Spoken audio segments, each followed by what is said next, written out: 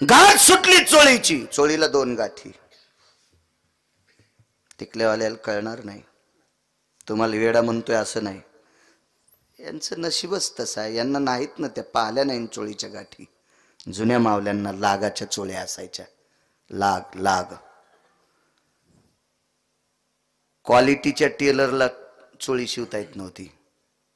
जो नवाजलेला होता का तालुक्याला जिल्ह्याला, त्याला पण चोळी शिवता येत नाही. चोळी शिवण्यासाठी लय पलीकडचं डोकं लागतंय. हो, लागाची कुयरी मुगाच्या डाळिंबी सारखी आली पाहिजे, तर म्हातारी म्हणती वा वा वा काय चोळी शिवली. जुन्या म्हाताऱ्या चोळ्या घालायच्या. गाठ एकच, एकच गाठ, आपलं एकच 2 दुमाले. काय त्या चोळ्या असायच्या, काय ते खण असायचे, काय वैभव असायचं. आज तुम्हाला आदिशक्ती मुक्ताई साहेबांचा जर ओरिजिनल फोटो पाहायला भेटला तर त्या फोटोमध्ये तुम्हाला जुन्या काळातल्या मावल्यांची चोळी पाहायला भेटन. मुक्ताई साहेबांना ती चोळी होती, ती चोळी ओरिजिनल फोटो पहा. भंगिऱ्याने काढलेली नाही, मी आधीच सांगायलो तुम्हाला, ओरिजिनल. मग ती चोळी तशा पद्धतीची चोळी होती. त्या चोळीची एक गाठ सुटली. एका व्यक्तीने अगोदर पाहिली, सांगता येईल तुम्हाला त्याचं नाव काय असेल तर? मी परवाला एका कीर्तनात सांगितलं होतं ते नाव. जाऊ दे, तुमची परीक्षा नाही पाहत. तुम्ही म्हणताल आम्हाला येते, पण तुला कशाला बोलले? तुला सांगायलाच बोलले, तू आम्हाला आमचा कॉम्पिना पाडायला असं म्हणता ना तुम्ही. त्या व्यक्तीला पाहिल्याच्या नंतर दोघांचा संकेत झाला, पलीकडून शकुनी बसलेला आहे. गाठ सुटली म्हणे, ठीक आहे. दुर्योधनाची मांडी दाबली. काय मामाश्री, द्रौपदीच्या चोळीची गाठ सुटली. भाषे बुवा, तिला तूप वाढताना थांबू नका, वाढायला सांग. दुर्योधन इतका पापी नव्हता हो. बरीच लोक संगतीनं पापी होत असतील. आमची इथं बैल होता एक, त्याला कासरे खाचा नाद होता. मग आम्ही काय केलं, त्या कासऱ्याला शेण लावायचं आमच्या गडी. पण काय बैल चालू बापा, तरी तो कासरा चोघळून चोघळून चोघळून लाळ आणि शेण खाली टाकायचा, मग कासरा खाचा. आणि आमच्या शेजाऱ्याची मका खाचा. तो माणूस म्हणला, कशाला कीर्तन करतो रे, लय लोकायला कीर्तनात ज्ञान सांगतून बैल आमच्या मकात काढून देतो का, तुला लाज वाटते का? मी येरी सांगायलो, इतक्या नालायकाच्या मकेत मग बैल कसे जाऊ देईन मी? गोळ्या संपल्यात का इतक्या हरामखोराच्या मकेत मग बैल जाऊ द्यायला? मी येरी सांगायलो तुम्हाला, येरी येरी येरी सांगायला लागलो. गड्याला सांगितलं, अरे त्याची मका खाल्ली, बैला सोय पाय. तर बैला सोय पाय म्हणल्यावर साकळ्या लावा मला वाटलं, पण त्यानं बैल हाणला. रुमनच काढ, चांदेच काढे बैलाचे. आता बैलाला कोण हसला माहितीये का? दुसरा बैल. लय मका खातो का दुसऱ्याची? कसे रट्टे बसले. पण हे बैल लय चालू होतं. त्यानं दुसऱ्या दिवशी त्याचा कासरा खाल्ला आणि मग याचा खाल्ला आणि त्यालाही मका खाल नेलं. लय बैल दुसऱ्या बैलाला सोबती करतेत. मी बैल म्हणायलो, काही काही बैल निष्पाप असतात बरं का, पण दुसऱ्या बैलाला सोबती करतात. कासरा खाणाऱ्या बैलाच्या नादी चांगल्या बैलानं लागलं नाही पाहिजे. दुर्योधन पापी नव्हता, ठराविक लोकांच्या संगतीमुळे पापी झाला. 1 नंबर मामा, 2 नंबर मेहुणा, जयद्रथ मेहुणा होता. 3 नंबर दुःशासन, 4 नंबर देशातल्या विद्वानाचं कट्ट. देशातल्या 2 नंबरच्या विद्वानाचं पट्ट. पृथ्वीवर जितके देश आहेत, नुसत्या भारतात नाही सांगत, पृथ्वीवर जेवढे देश, या सर्व देशातला 2 नंबरचा विद्वान. 1 नंबरचे राजा दशरथ शब्दवेदीमध्ये, आणि 2 नंबरचे द्रोणाचार्य, आणि विश्वात 2 नंबरच्या विद्वानाचं कार्ट दुःशासन. क्या बात है, वाह विठाला विठाला विठाला.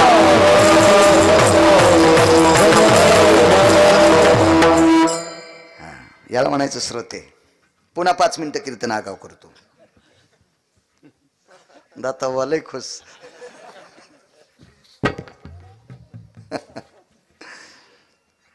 अश्वत्थामा चिरंजीव आहे, नालायक होतो, भंगिरे होतं. बापानी अर्जुनाला इतकं विद्वान केलं, संग्रामे हरुजिंतीला निवांत कवचाचा काय काय काय किती पाठ थापटिली शिवजीनं. शब्बास पार्था शब्बास, शिवजीनं पाठ थापतावा. गंधर्व हात चकित झाले, लोटांगण घालीत होते गंधर्व अर्जुनाच्या पायावर. कोणी शिकला अर्जुनाला? द्रोणाचार्यानं. तरी अर्जुन अमर नव्हता, पुत्र अमर होता, पण भंगिऱ्या होता. किती भंगिऱ्या? तुका म्हणे अंगी राखी दुर्गंधी, तुका म्हणे अंगी राखिली दुर्गंधी, अश्वत्थामावधी पांडव पुत्र,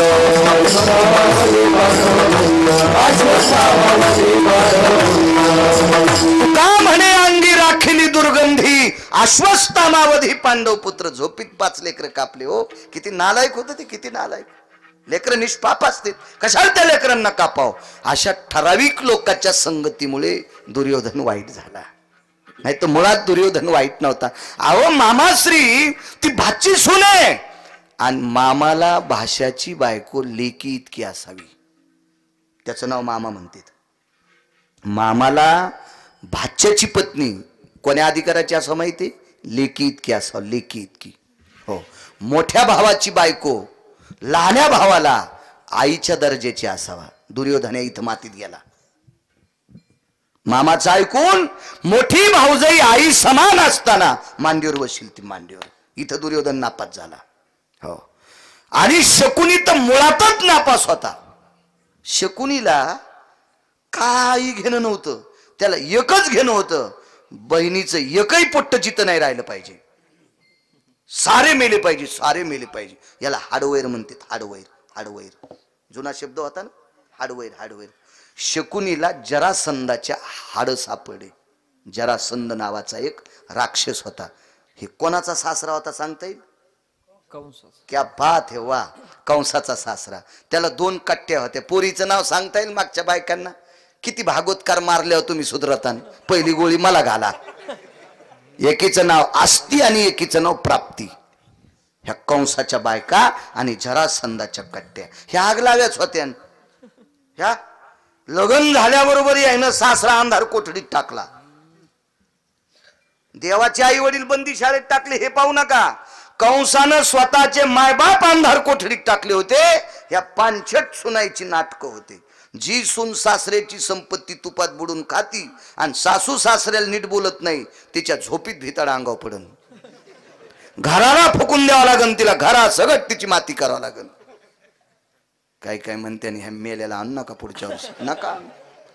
नका आणू, काय गरज नाही तुम्हाला. 30 गाव पट्ट्याला 36 गाव काय घे नाही. परमार्थ कशाला कीर्तन म्हणतात माहिती का? ज्यांनी 72च्या दुष्काळात 1 टाइमला भाकरी खाल्ल्या, रंगारंगाचे लुगडे नेशिले, गाठी मारलेले धोत्र नेसले, फाटके तुटके कपडे घातले, 1 टायमाला पोट आवळलं, आणि आपल्या कार्टाईसाठी जमिनी कमवून ठेवल्या, त्या मायबापाची किती सेवा करायला पाहिजे? हा, त्याची सेवा करणं हीच पंढरपुरातल्या मालकाची सेवा आहे. हीच विष्णूची महापूजा, अनुभव नाही दुजा. आपण खरं काम चुकतो, हातचा हुकून गेल्यावर जगातल्या कोण्याच व्यक्तीला गणित जुळत नाही. असू द्या सीए, अकाउंटंट, चार्टेड अकाउंटंट, काय काय असेल त्यान, किती परीक्षा, काय परीक्षा पास झाला डोंबल्या तू हातचा चुकला, गणितच जुळत नाही. आपण व्यवहारात आपल्या वागण्यात चुकलो, आहे कच्ची धन नाही त्याची परत्र पुसशी काय. आपल्याला इथं नीट वागता येत नाही, त्यान बाकीचे घोडे नाचवायचेच नाही. काही किंमत नसते आपल्याला, त्याला काही किंमत नाही. माझे वडील 90ला गेले, माझी आई आहे. तुम्हाला जर एखाद्यानं सांगितलं बाळू महाराज माईला नीट बोलत नाही, आणि तुम्ही मला बोलून जर पाकिट देत असाल, तर या पाकिटानं अर्ध्या पापानं तुमची काशी होणार. काशी म्हणजे दर्शनाची नाही, हो, तुम्हाला पाप लागणार, पाप लागणार, पाप. दोघाची पतन सारिकेशी. गुन्हेगारापेक्षा गुन्हा सहन करणारा अर्धा गुन्हेगार असतो, अर्धा गुन्हेगार असतो. हो, सगळ्यात मोठी ताकद. कशाला ऐकायचे कीर्तन? इतका इतका सांगायला गिरगाव करून तू घरी नीट वागत नाही. तुझी लायकी काय? तुझी पात्रता काय? व्यवहारात नीट वागणं अत्यंत गरजेचं लोकांमध्ये. चला, शकुनीने सांगितल्याबरोबर दुर्योधनाला नाईलाज झाला. वहिनी तू पण हा. गाठी एक चुटली होती.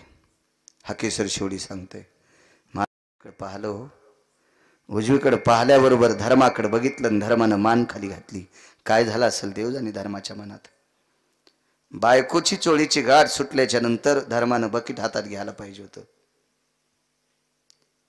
तू का म्हणे नग्न भाज तरी ते ना स्वामी से. लाच कोणाला वाटावी? त्याची नवऱ्याला वाटावी की नाही?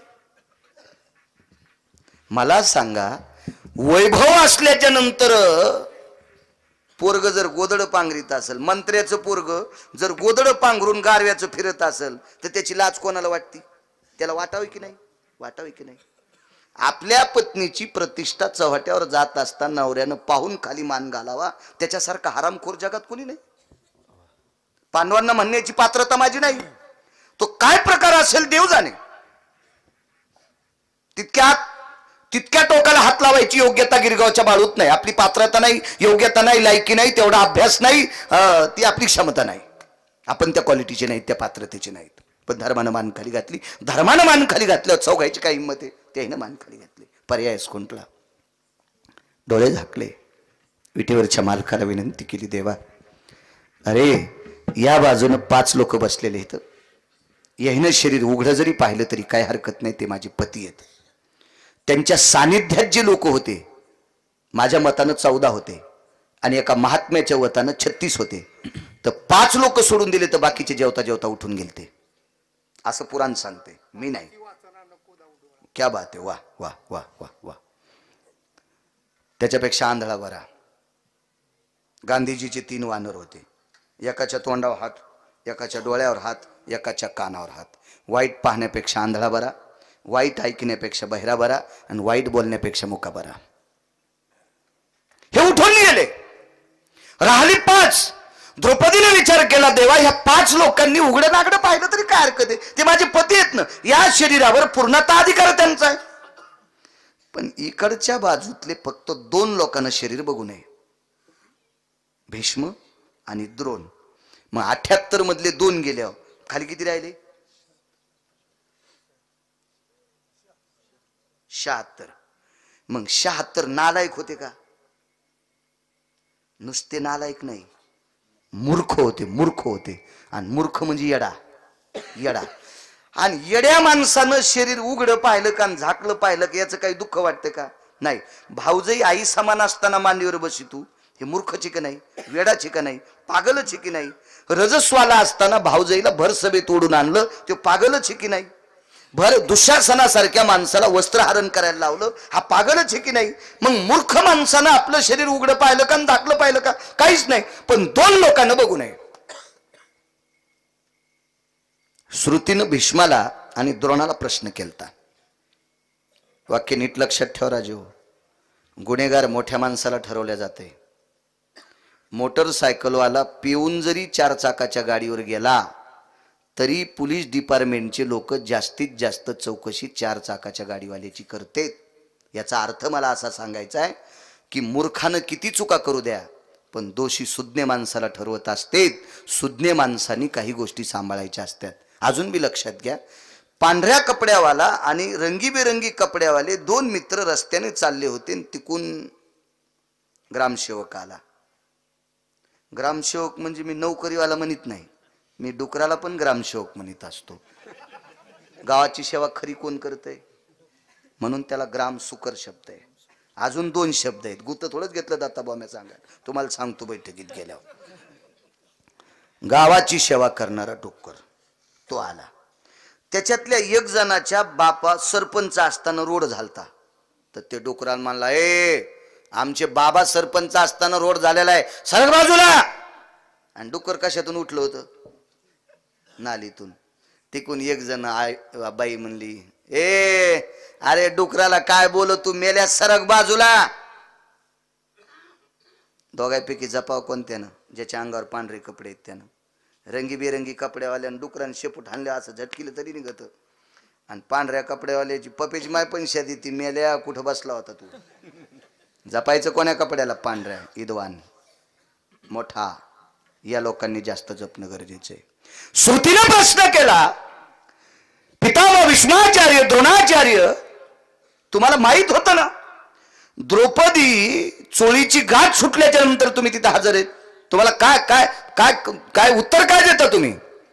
भीष्मानं सांगितलं, श्रुती माते, एक कविता होती, मी फार लहान असताना ती कविता वाचली ती. या देशावर इंग्रजाचं राज्य होतं, त्याच्यातून आपण मुक्त होतो. आपल्यावर निजामाचं होतं, आपण 17 सप्टेंबरला मुक्त झालो होतो. पण बाकी देशावर इंग्रजाचं राज्य होतं. इंग्रज इतकी हरामखोर होती. इंग्रजाच्या सैन्य दलात आपली हिंदूचं सैन्य होतं. आणि इंग्रजांना जसा शकुनी मानसिक हानी करीत होता का, तसा हरामखोर इंग्रज सरकार आपल्या हिंदूची मानहानी करीत होतं. हिंदूचं सैन्य आहे म्हणून काडतुसाला गायीची चरबी लाईत होते. आणि आपल्याला गाय पवित्र आहे पाटील, गाय पवित्र आहे. आणि काडतूस हे नखानं तुटत नसतं ना, ते दातानं तोडावं लागतंय. आणि म्हणून या सैन्याला गंध लावणारं सैन्य होतं, शनिवार होणारं सैन्य होतं, जाणीव घातलेली सैन्य होती, माळा घातलेली सैन्य होती, तिलक लावलेली सैन्य होती. पण काडतूस तोडताना चरबी ओठाला जिबेल लागायची. त्या एका कवीने विचारलं, का रे तुम्ही हिंदू आहात का? तर त्यांनी उत्तर दिलं, नच उलटे काळीज त्याचे परिशर्मिंदे अन्नाचे, नच उलटे काळीज त्याचे परिशर्मिंदे अन्नाचे. अरे भाकरीसाठी कानकोंडे आहेत रे, गाय पवित्र आहे आमची, पण भाकरीसाठी कानकोंडे. गोड लिहिले एका कवीने, फार सुंदर लिहिलं. भीष्माचार्यानं सांगितलं, वचनात अडकलो रे, प्राण जाय परिवचन न जाय. या अधिकारी लोक होते, दिलेले शब्द मोडत नव्हते. म्हणून गुंतलो रे, मला माहित कौरव नालायक होते, पण शब्दात अडकलो ना, अडकलो, शब्दात अडकलो. मान खाली घातली.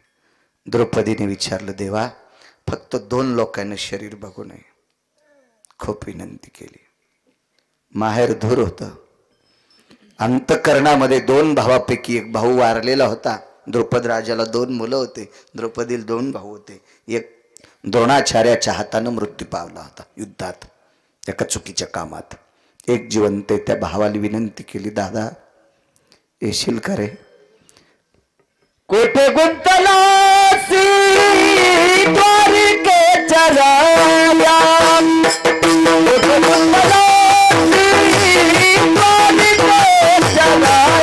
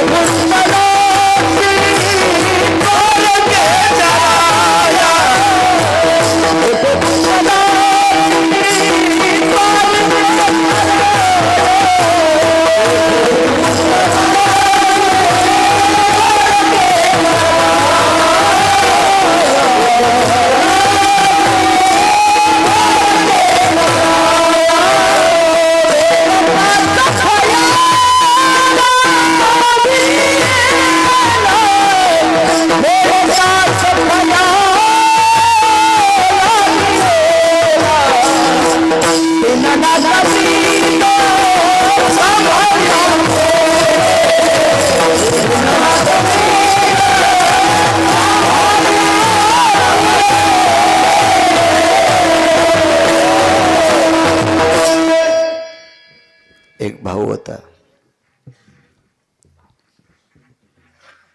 दादा तू खूप दूर आहेस रे. बाबा म्हातारे होते, पांचाळ नरेश, वय झालेलं होतं. बहिणीच्या पाठ राखण्याकरता आला असतास रे, पण दूर आहेस. दादा ज्यांच्या सोबत माझं पाणी ग्रहण करायला लावलंस त्यांनी मान खाली घातलेले दादा ते पती होते. पती भावाचं वर्णन करत होते. 2 नंबरचा भाऊ होता, जगाचा पाप. हा मानलेला भाऊ होता, मानलेला.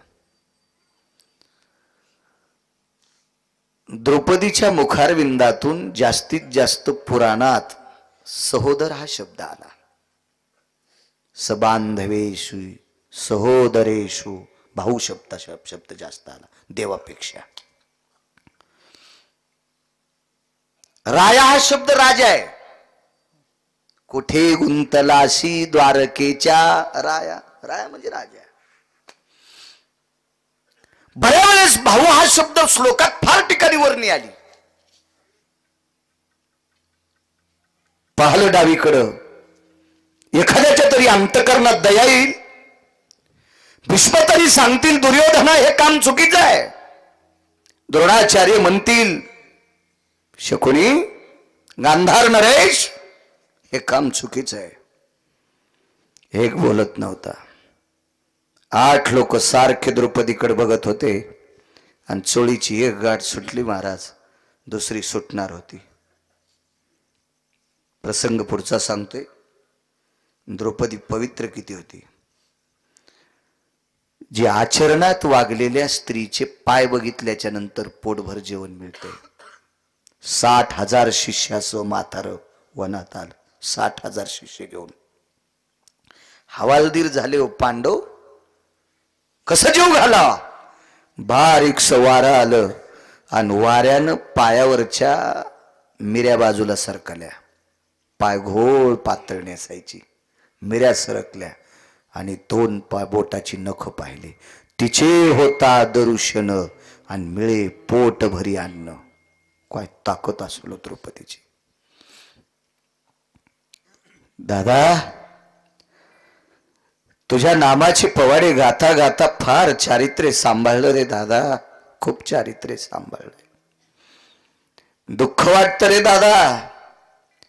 दादा तू ज्यांना तुझं भजन करते असे भजन करणारे पती मला सापडले रे, वारकरी पती सापडले. पण कशात त्यांचं चित्त गुंतलंय ते कळत नाही रे. पतीला नाव ठेवणं हे मूर्खपणाचं टोक असतं रे दादा. येशील माझ्या धावण्याला देवा. दादा 2 लोकांनी पाहू नये रे शरीर, सांभाळ रे दादा. दादा चंद्र सूर्य आहेत तोपर्यंत किंवा मी जोपर्यंत या शरीरात प्राण आहे तोपर्यंत मी तुझी या जिभेनं सेवा करीन रे दादा. दुसरं काय देऊ शकते रे दादा. कर रे दया, कर रे माझ्यावर. किती प्रेम होतं सांगू. महाराज भाऊबीजेच्या दिवशी 48,324 दाशा द्याल त्या. 48,324 दाशा. एवढ्या वैभवातली द्रौपदी विराट राजाची तर शेण काढीत होती.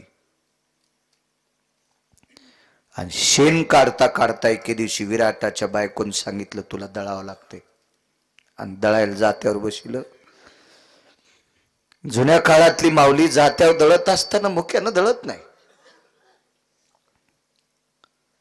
जात्यावर मुक्यानं त्याच दिवशी दळावा. लुप्त पिंड तयार करायचा असतो त्या पिठाचा. ते पण उलट्या जात्यानं दळायचा असतो. उलट्या. एरवी स्त्रीनं मुक्यानं दळू नये. तर विराट राजाची तर पांडव अज्ञातवासात होते. फुकट नाही काम ऐकत होते. कोणाचं नाही काम ऐकत. पैसे घेत नाही पण काम फुकट करत नाही. विराट राजाची तर पांडव अज्ञातवासात आहेत. वनवास संपलता, अज्ञातवास सुरू झालता. आणि अज्ञातवासात पांडव गवसले की पुन्हा 12 वर्ष वनवास आणि 1 वर्ष अज्ञातवास. द्रौपदी दळीत असताना कृष्णाबुवा विटेवरच्या मालकाचं चिंतन करू लागली. 5 पांडवापैकी एक पळत आला. रंगनाथ गुरुजी परभणीकर म्हणायचे धर्मराजा आले.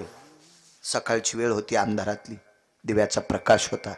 आणि दळता दळता विटेवरच्या मालकाचं, द्वारकेच्या मालकाचं भजन गात होती. त्याच्या ओळ्या गात होती. धर्म आले तोंडाला हात लावला. द्रौपदीने विचारलं स्वामी मालकाचं भजन बंद. डोळ्याच्या कडावल्या झाल्या. द्रौपदी, आम्ही क्षत्रिय आहेत, आम्ही क्षत्रिय आहेत. अख्खं जीवन रानटी पशुसारखं वनात गेलं तरी हरकत नाही ग, पण आमचा सात्विकपणा पाहून तुझ्या बापानं माझ्यासोबत आमच्यासोबत लग्न लावलंय. आणि तुझ्यासारख्या पवित्र सात्विक सदाचारी पुण्यशील स्त्रीला वनवासात किती दिवस ग? नाही मालक, अजून 6 दिवसाला आपला अज्ञातवास संपतोय. 6 दिवस शिल्लक राहिले होते महाराज, कारण तिथीचा क्षयवृद्धी करून 3 दिवस शिल्लक काढायचे होते. नियमानं 3 दिवस शिल्लक आहेत. द्रौपदीनं सांगितलं 3 दिवसाच्या नंतर आपला वनवास संपतो, पण धर्मानं सांगितलं कौरवांचे गुप्तचर लंक या गावात आहेत आणि कृष्णाचं गीत गातीस या अर्थी तू द्रौपदी आहेस, आणि त्यांनी सांगितलं ही द्रौपदी हे पांडव आहेत, तर पुन्हा 12 वर्ष वनवास आणि 1 वर्ष अज्ञातवास. द्रौपदीनं धर्मानं तोंडावर ठेवलेला हात स्वतःच्या हाताने खाली घेतला आणि हाताला प्रणाम केला आणि सांगितलं, मालक, जोपर्यंत जिवंत आहे तोपर्यंत वनवास भोगील, पण पंढरपुरातल्या मालकाचं नाव नाही बंद करणार, त्याचं भजन नाही बंद करणार. माहिती नसेल झालं त्याला, त्याला कळालं नसेल ही गोष्ट. हीच द्रौपदी एकदा शांत बसली होती. किचकाचा, विराटाचा मेहुणा किचक, त्याच्या बायकोचा भाऊ हरामखोर होता महाराज. द्रौपदीचं सौंदर्य बघून शेणाचं टोपलं टाकल्याच्या नंतर हाताला स्पर्श केलता. त्यावेळेला द्रौपदीनं जर भीमाला सांगितलं असतं तर शहाण्याबाईनं ताटामध्ये तव्यामध्ये भाजलेल्या मिरच्या तांब्यानं रगडावा इतका किचक रगडला असता. हात झटकला, निघून आली. त्यावेळेला विटेवरच्याच मालकाला सांगितलं, देवा सांभाळ रे माझ्या पावित्र्याला, सांभाळ रे देवा माझ्या चारित्र्याला. पहिल्या गाठीचा गुढा सुटलेला आहे आणि दुसरी गाठ सुटल्याच्या नंतर शरीर दिसणार आहे. देवा बघ रे, बघ देवा, कर रे बहिणीवर कृपा, कुठे गुंतला अशी द्वारकेच्या भरी सभा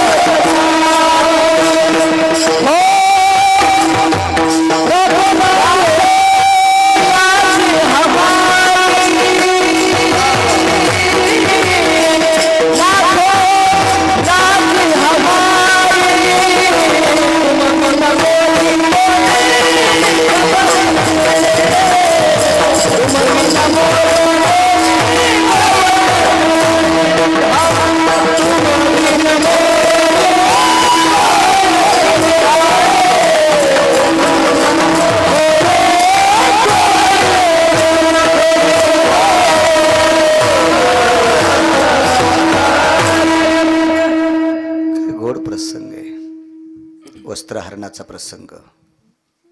त्यावेळेला केलेली विनंती होती. महाराज, द्रौपदीचं काम किती गोड होतं सांगू तुम्हाला, देवावर श्रद्धा किती होती. बोट कापल्याचं निमित्त पंढरपुरातल्या मालकाने केलं, बोट कापल्याचं निमित्त पंढरपुरातल्या मालकाने केलं आणि सख्या बहिणीकडे गेलाय. चिंदी नाही सापडली हो, नाही सापडू द्या चिंदी, तिला साड्या कमी असतील का? एक तर राजाची पत्नी आहे राजकुमाराची आणि दुसरी देवाची बहीण आहे, काय कमी असतील साड्या तिला? नाही फायद्या. द्रौपदी तुळशी वृंदावनापाशी उभी होती, ती तसं येत नाही, तिचा भाव गदगदलेला भाव लागतो. हो, आणि तुळशी वृंदावनापाशी उभी समोर उद्धव आहेत, पाठीमागे जगाचा बाप आहे. उद्धवाला पाहिल्याबरोबर आला तू उद्धव दादा? जीताई. द्वारकेचे दादा नाही आले. उद्धव बाजूला सरकल्याबरोबर मागे देव होते. हात धरलेला असा रक्त वाहत होत. हातातलं तुळशीच्या पूजेचं ताट खाली टेकलं, जवळ गेल्या आणि भगवंताचा हात, हाताचं बोट डाव्या हातानं असं दाबून धरलं. दादा काय लागलं? काही नाही. सुभद्रा ताईकडे फळं कापता कापता हाताला बत्तई चाकू लागला, वेळी लागली. बर दादा थांबा दादा, मी चिंधी आणते घरातून. आणि बोट सोडणार तेवढ्या अवकाशात लक्षात आलं, बोट सोडून घरात जाऊन वापस येईपर्यंत रक्त किती जाईल. तसंच बोट डाव्या हातात दाबलं. डाव्या हातानं भगवंताचं बोट असं दाबून धरलं. उजवा हात रिकामा आहे. महाराज डोक्यावरच्या पदराला हात लावला आणि पदर खाली ओढीत होती. उद्धवानी पदर ओढू दिला आणि पदर ओढू दिल्याच्या नंतर पदराचा एक कोपरा हातात डाव्या बगलात दाबला आणि पदराचा कोपरा द्रौपदी फाडणार. उद्धव आरडले, ताई! काय झालं उद्धव दादा? ताई, कपाळावर कुंकू असणाऱ्या भारतातल्या स्त्रीनं पदराकून नाटी फाडायची नसती. मालक वारल्याच्या नंतर 13व्याच्या दिवशी भाऊ लुगडं आणीत असतो बहिणीला. हे लुगडं नेसायचा महाराष्ट्रातल्या एखाद्या माऊलीवर प्रसंग येऊ नये. महाराज पुराणाच्या प्रणालीनुसार त्याची दशी फाडून लुगडं नेसावं लागतंय. तसं नेसता येत नाही त्या माऊलीला. उद्धवाने सांगितलं, ताई तुझ्या कपाळावर कुंकू जिवंत आहे, तू पदराकून नाटी फाडतेस. काय वाक्य वापरलं उद्धव दादा? अरे दादा, मी त्याच्याकरता चिंधी फाडते. ह्या कपाळावर किती दिवस कुंकू ठेवायचे? ज्याच्या हातात आहे त्याच्यासाठी चिंधी फाडते. चिंधी बांधिते द्रौपदी हरीच्या बोटाला. काय गर्जना झाली असेल पुराणाची, काय निष्ठा असेल देवावर. सख्खी बहीण बांधित नाही, मानलेली बहीण. उद्धवा, या कपाळावर किती दिवस कुंकू ठेवायचे हे त्याच्या हातात रे दादा, त्याच्या करता फाडते. का नाही धावणार? एक गाठ सुटली चोळीची, दुसऱ्या गाठीचा गुढा सुटणार. तूप वाढीतच होती, पण वाढता वाढता सांगितलं, देवा नाही बंद करीत रे. हे शरीर कसं सांभाळायचं तुझ्या हातात आहे. वाहिलंय तुला आता. क्या बात है. तेव्हा तुला समर्पित केलंय. आता इज्जत ठेवायची का इज्जत घालायची, काय प्रतिष्ठा सांभाळायची तुझ्या हातात आहे देवा. काय तुला करायचं असेल ते कर. इतक्या कनवाळू शब्दातून तोंडातून एक सुस्कार पडला. तेवढ्या अवकाशामध्ये तिळ ओठातून तिळ मधात जाईल इतकं तोंड फाकलं. आणि तितक्या जागेतून जगाच्या मालकानं तिळापेक्षाही लहान रूप घेतलं आणि श्वासात आत प्रवेश केला. हात दोन शिल्लक तयार झाले. पहिले जे दोन हात होते का, एका हातात बकिटे, एका हातात बुटकय, पाप्याला तूप वाढीतच होती. पण जगाचा मालक ज्या वेळेला आत प्रवेश करतो त्यावेळेला दोन हात तयार झाले आणि त्या दोन हातानं चोळीची गाठ मारली. श्रुती देवाला विचारत होती. श्रुती म्हणजे वेद. देवा काय गरज होती तुम्हाला? रक्ताच्या नात्यातल्या नालायक माणसानं पवित्र स्त्रीचे धिंगाणे उडवावे? जिने पाणी ग्रहण केलंय त्या 5 पतीला भीमानं पाय आपटिल्या 2.5 किलोमीटर मध्ये झाड राहत नव्हतं. इतकी शक्ती त्याला. गंधर्वाचा पवारा उडवावा इतकी अर्जुनाची ताकद. इंद्र खुर्ची सोडित होता अर्जुनाला. ऐरावत नावाचा हत्ती झोळी करावा असं पाय बांधून हत्ती बगलात आणलाय. इतकी ताकद अर्जुनाची. घोडे आणि बैल पार खायची ताकद नकुल सहदेवाची. विश्वातला सत्यवादी धर्म हे 5 पती असताना यानं मान खाली घालावा आणि तू तिच्या हाके करता धावून चोळीची गाठ बांधावी. काय गरज होती? विश्वाच्या मालकानं सांगितलं, श्रुती आपल्या पतीवरची श्रद्धा एक, साधू संतावरची श्रद्धा एक आणि देवावरची श्रद्धा 28 पुण्य होते. या 3च पुण्याचा माफ कर. मग तुला कळेल की द्रौपदीच्या पुण्याचं वजन किती होतं. श्रुतीनं नुसतं डोळे झाकून पाहिल्याबरोबर श्रुती रडत होती. इतकी पुण्यवान द्रौपदी होती म्हणून तिच्या हाकेकरता जगाचा मालक श्वासातनं प्रवेश करून चोळीची गाठ बांधण्याकरता आतमध्ये जातोय. म्हणून मालक पहिल्या